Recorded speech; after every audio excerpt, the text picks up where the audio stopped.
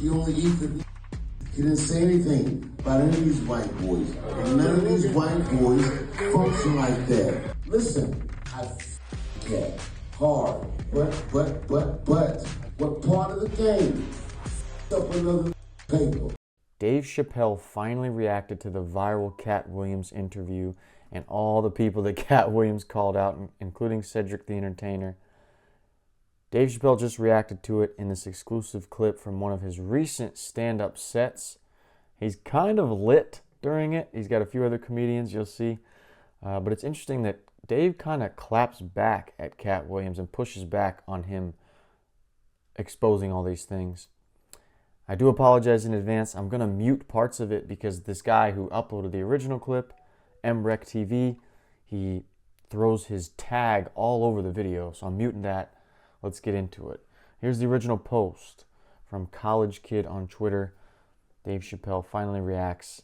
He does say, I'm at war with the Illuminati too, just like Katt Williams does. Let's go. And I don't know where Katt is, but that nigga's waiting for all of us. Katt is gonna kill us all. Oh my God. I love everybody, but I love Katt Williams more than a lot of people.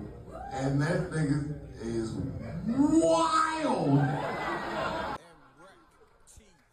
All right, I'm at war with the Illuminati too, but what part of the war is ethering Cedric the Entertainer? I'm going to dismantle the Illuminati, and I'm going to stop with Cedric the Entertainer. Cedric's a good dude. He's old, he's fat. Leave this nigga alone. Steve Harvey doesn't even do this anymore. Game jokes. Hey, lady, you tweet. Don't tell anybody what I'm saying. This bitch like she tweeting LA Times. Katt Williams beef is hot. Don't do that. Don't do that. Everybody put your phones down. Let's just have a good time.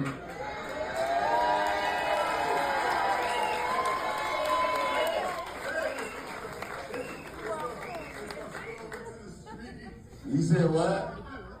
No, D-Ray. You know why? Because Marlon Wayans called me and told me you said what Katt did was good for comedy. No, it's not. I'm 50. Yes, it was. No, it's not. No, because he did it. He shot a lot of lights regardless of what motherfucker. He shot a lot of lights on comedy when shit was born. Motherfuckers out here bored and the motherfucker he made it basketball again. It's competitive. Yeah. You want, can we get, you going 2,000? No, shut up, nigga, because you know why I disagree? Because I put a special out the same day, and it was fine. And this nigga had to come out, I read 3,000 books by the time I was 7 years old. What the fuck are you talking about, nigga? We trying to get money. Where's the money in that? Where is the money in that? Yeah. Nigga, that sounds ridiculous. No, I sounded. You have to pause about it so I know I was smart. No, say it again. All right. He said, D-Ray, I will check. Yes. I put out an album and he put out a mixtape. Yeah, your shit pop. You put out a mixtape. Can I get another Casamigos? It's fun being drunk, isn't it, Dion? Dion's got the right idea. This album mixtape shit you're talking about. So what D-Ray Davis just referenced right there about Katt Williams dropping a mixtape when Dave Chappelle dropped an album, which could explain why, right here, like this guy said on Twitter, why Dave Chappelle is frustrated with what Katt Williams said. We're going to get to another clip from that stand-up set, but right here, this guy said the podcast that Katt Williams did took all the air out of Dave's special release on Netflix. So he might be feeling some type of way. What that means is Dave Chappelle had his comedy special with Netflix get released on December 31st, 2023, New Year's Eve, like 2.5 weeks ago, 3 weeks ago. And then a few days later, Katt Williams with Club Shay released on January 3rd, 2024, and just took over the social media sphere, especially the comedy sphere. And that took a lot of attention away from Dave Chappelle's big Netflix special. And that's what D. Ray Davis was saying at the end right there, that, you know, you dropped this big album, but he dropped a mixtape and it's kind of hotter. So that's a good point. Now, the second part, Dave Chappelle, he really starts clapping back at Katt Williams right here, saying that he fucked up other people's paper or money, especially the other black guys. Watch this. And what part of the game is this? He only eat the niggas. He didn't say anything about any of these white boys. And none of these white boys function like that. And Katt is one of the best painters in the game. Why are you drawing all ugly pictures of us? Stop. And Katt hurt people, but I'm a hurt person. They never hurt people. And he does it all the time. Fuck this one and fuck that one and fuck this one. But nigga, I didn't hear anything that you did wrong.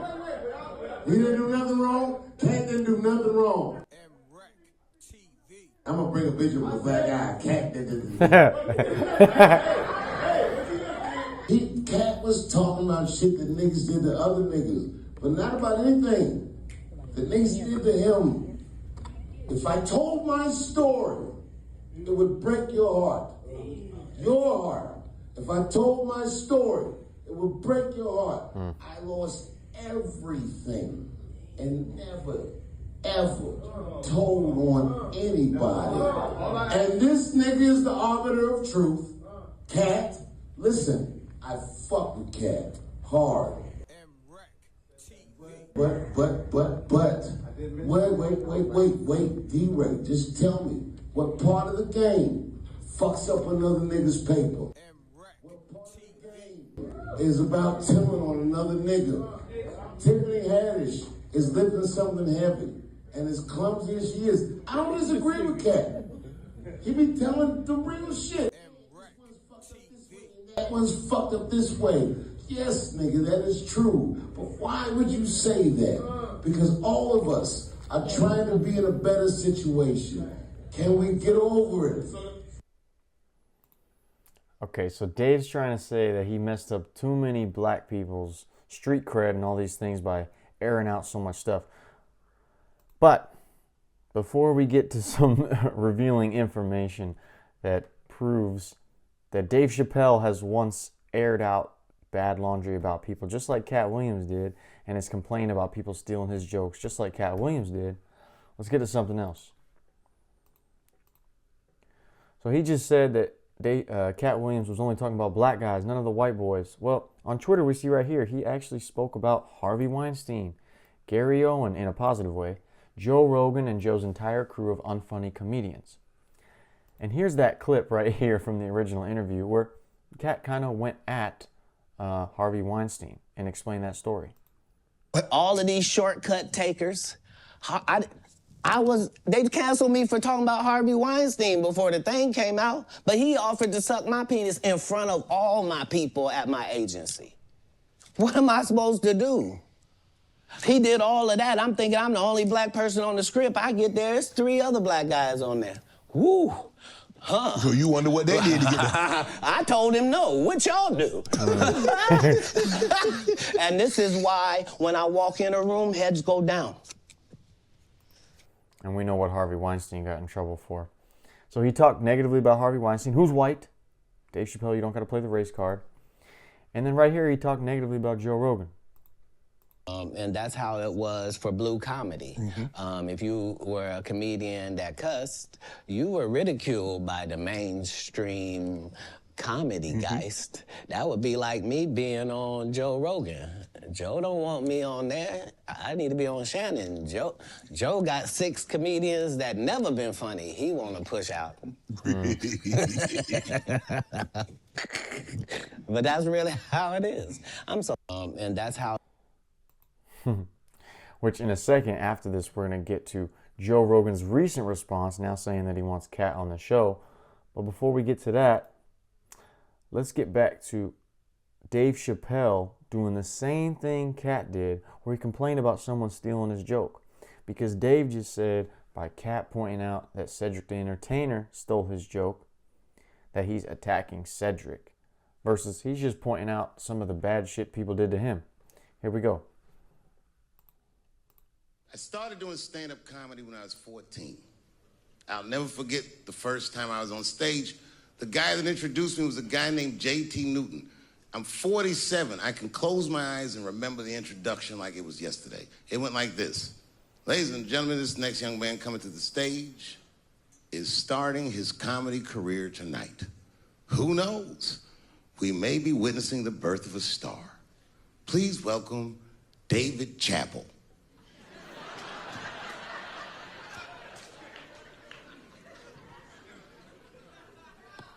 From the first time that I ever held a microphone, I was sure this was it. I knew I was home. I knew I had found my thing.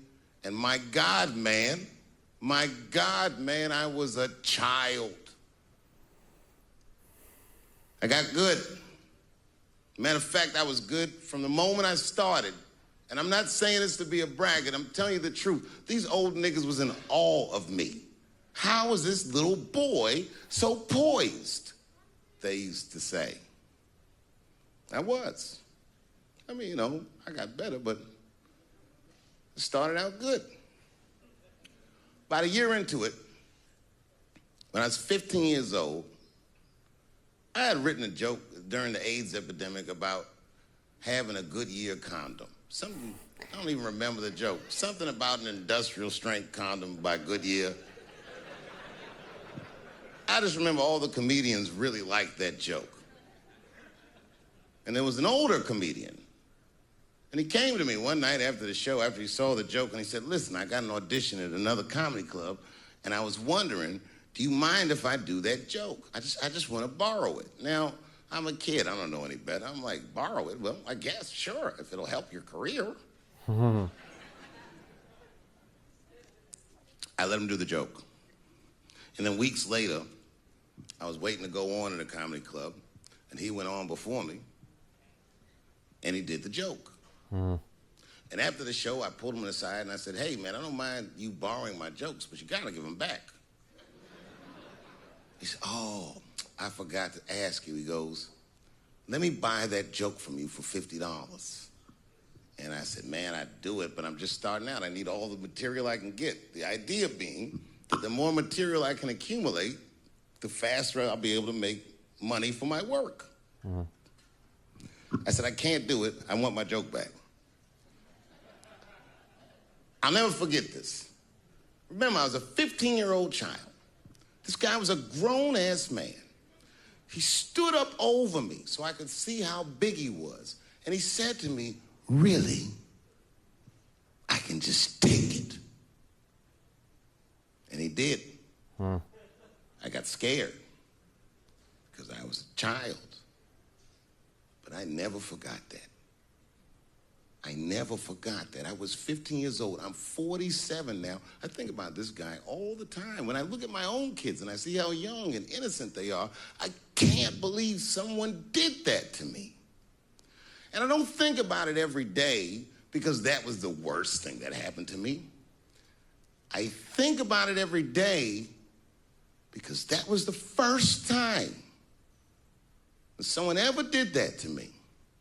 But in my career, it has happened many, many times since, where someone would intimidate me or scare me and take something that I believe was mine. So Dave before has talked about someone stealing his joke, which is just what Katt Williams did with the Cedric Entertainer thing. You guys have seen that clip. I don't need to show it to you. So the same thing that Dave is getting frustrated that Katt did in his recently stand-up set, he did it too. Now let's hear what Joe Rogan has to say. Now that Katt Williams has blown up and gotten all this attention online, what's Joe Rogan say? Is he finally going to have Katt Williams on his show again? Let's see. The Joe Rogan Experience. Hello. Katt Williams was just here. Gotta say with hello. Mark Curry. Remember our guy Mark Curry? Fuck yeah. Mark Curry's the man. Mark Curry's a sweetheart. I just bumped into him. Do you have his number? No. I got to get his number. I got him into the Ha-Ha, and then he was working a little at the store before the pandemic hit. My man Willie D reached out to me the other day, and he said that he saw him. He said Mark Curry was on fire. Mark Curry was opening up for Katt. He said it was insane. Dog, it's 40 years of stand-up. What do you expect? Oh, Mark was so Mark was always a underrated. killer. So underrated. We'd see him at the store. He was so polished.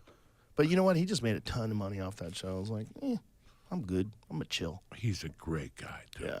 The best. Nicest guy in the world. Nicest guy in the world. Always great to young comics. When I Yes. walked in the store, he was always very nice. Great to everybody. You didn't have to earn, a conversation with him. He'd talk to door people. So Mark Curry is opening for Cal on the Road. Yeah. At least that show in Austin.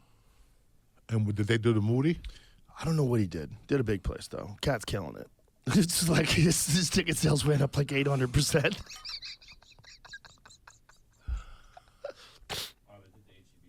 HEB Center. Yeah, so they did the big place. That's that 15,000 seat place. Look at that. Come on, son. Come on, son. Let's go. I always loved Katt. I love Katt. So I don't know. He did that interview. He said I wouldn't have him on. I'm like, what are you talking about? I'll have you on. Let's go. 2 times. Anytime. I'll have you on 2 Whenever you times. want to come by, call me. Call me. I'll fire this place up at 3 a.m. for you. I'll wake up. So is Joe Rogan really saying that because he really loves Katt Williams, or just because Katt Williams is blown up? Now in the comments down here, we have a lot of people saying that this one guy, as a longtime Joe Rogan listener, I can attest that Joe's been speaking highly of Katt going back at least 10 years. But there's a couple clips where he's not really showing Katt love. Someone brings up Katt Williams and he just moves on. So I know that was a lot to unpack, but I hope that gives some more context to the new clip of Dave Chappelle kind of pushing back on Katt Williams and his interview and all the things he shed to light. If you guys want to see more videos like this, consider subscribing or check out my other video right here of Gary Owen reacting to being mentioned by Katt Williams on his show, on his interview.